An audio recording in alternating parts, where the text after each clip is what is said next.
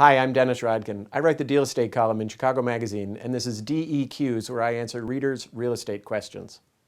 Joey in Beverly asks, my wife and I are going to sell the house. We paid $350,000 in 2006, and it's supposedly worth about $295,000 now. We're not underwater, but we're pretty upset about all that money we're going to lose. My brother-in-law said that we should stop paying the mortgage when we put the house up for sale so we can get some of our money back. Can we do that? You can, Joey. The question is whether you should. This is becoming a common practice among home sellers. I've seen evidence of this at the very, very high end of the market and throughout. There are no numbers on how many people are doing this, but I've seen hints of it all throughout the market. And you can see why people would do it. When someone is underwater, of course, it means they owe more on the house than it is worth. When they bought the house, they expected that it would appreciate over time in such a way that they would have extra money in it when they went to sell that they could roll forward into the next house. With the equity gone in this downturn, where do you get the money to roll forward? So what you're doing when you stop paying, as your brother-in-law has suggested, is you're saving up, you're essentially pulling back out of that house the money that you want to get. Let's say you're paying $1,500 in a monthly mortgage payment. In the course of a year of non-payment, you've saved up $18,000.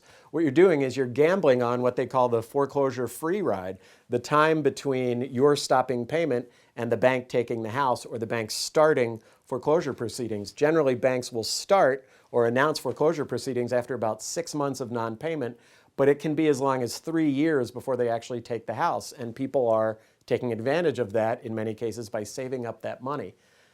Most often that happens when the house is already in short sale territory, but I've seen people doing it just because they want to get that money back.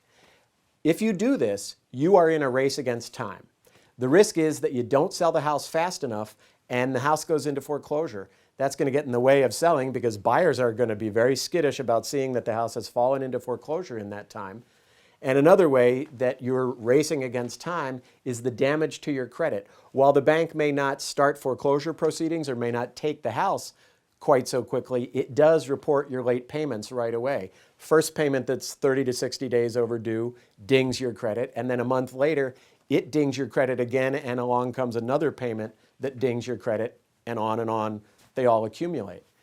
And I've learned recently that the higher the credit rating you have, the farther you will fall. If you've been a very creditworthy customer, if the banks have considered you a high credit customer and you suddenly engage in risky behavior like not paying on your house, they take you down much farther than had you been a poor credit risk already.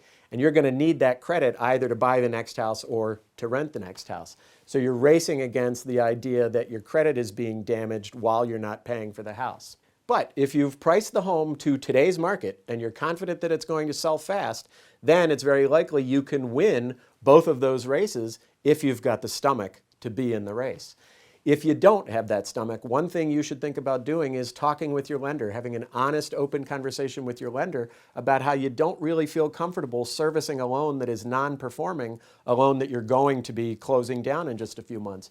Generally, lenders have been much more helpful on that sort of an account more recently, and you may find that they've got better ideas that feel a little bit less like playing roulette. Thanks for your question. Send me more at dennis@rodkin.com.